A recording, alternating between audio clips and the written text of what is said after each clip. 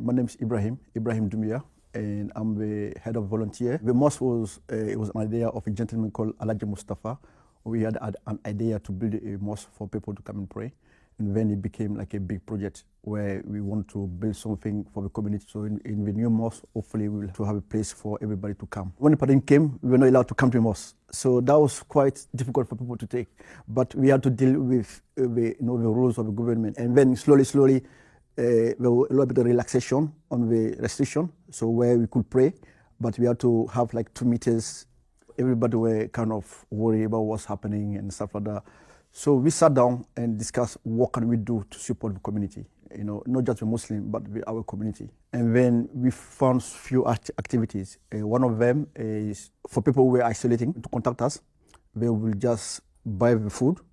For instance, for somebody who cannot get out, so we go and buy the food. So we have a few taxi drivers as well that also join us to do that. You tell us, you give us your list, we go buy the food, we give it to you, you give us the money. And also we also had, for those who cannot afford it, we were giving for free as well. So we go and buy whatever we want, we give it to them. That's how we started.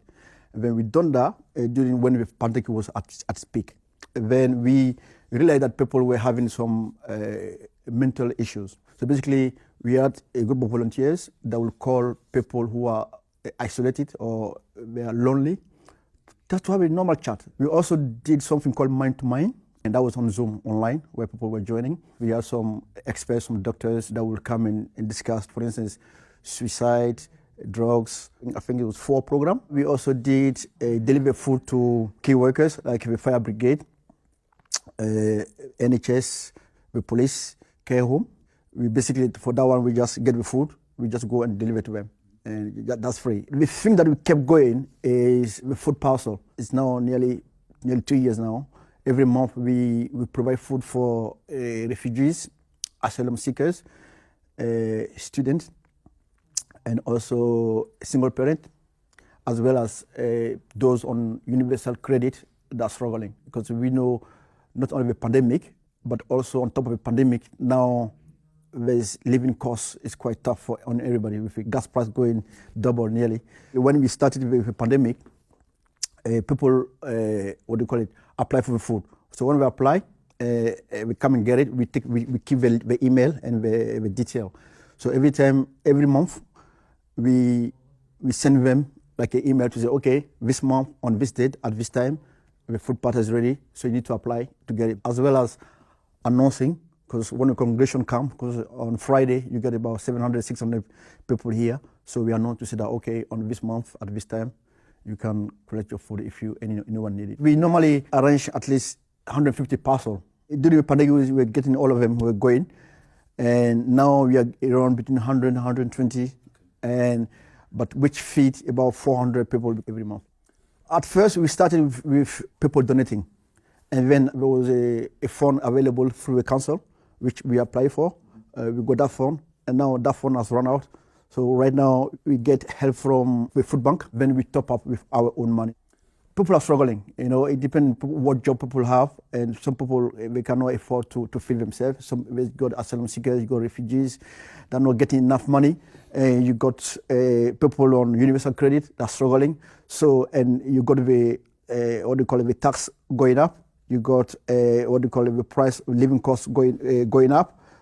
So and basically money is being taken out of people's pocket, like in every corner, which is quite tough on people. So this one is for the government to sit and think, okay, what can we do to help these people? Because of the wages, maybe that might help, or if the government can go donate more money for organizations like ourselves to support people who are struggling, and that will help as well.